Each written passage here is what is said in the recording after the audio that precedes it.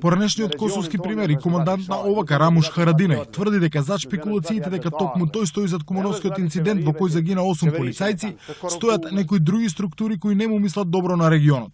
Според Харадинај, тоа што регионот се уште е буре барут не е резултат на, како што ги нарекува патриотите во балканските земји, туку на корумпираните влади. Нашни мнуur, нашни вариант, apo njerëz rreth meje nuk janë përfshim zhvillimet këtilla. Njerëz rreth meje, njerëz ata që përfaqësoj, me ata që punoj, ato logjika tona nuk janë pjesë e kësaj. Pra janë spekulime, janë qëllimshme, janë me motive të ndryshme, po jo të mira. As për shqiptarët, po mendoj as për regionin.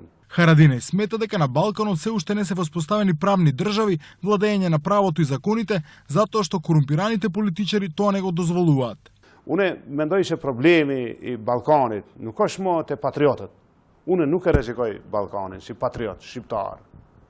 Unë nuk mendoj se Ballkani është i rrezikuar as nga një patriot maqedon, i vërtet që beson në kombin e vet, në të drejtat e veta, në lerat e veta. As një patriot serb. Unë mendoj se Ballkani është më shumë i rrezikuar tash prej qeverive që qeverisjen e kanë shumë të korruptuar, e kanë të varur nga krimi ose në lidhje me krimin, kriminalizume, edhe që mbetjen pushtet, nuk e kanë vetëm qeverisje, po e kanë amnishti nga mos ndëshkimi i të këqijave që i bojnë gjatë qeverisjes. Изјавите на Харадинај во интервјуто доаѓаат откако во повеќе српски регионални медиуми беа објавени текстови дека зад крвавиот инцидент во Куманово стои токму тој, односно дека групата која беше елиминирана во Кумановската населба Тоде Мендол била платена за да организира серија терористички напади во Македонија со цел да предизвика нестабилност, која криминалните групи би искористили за нелегална трговија со оружје и дрога.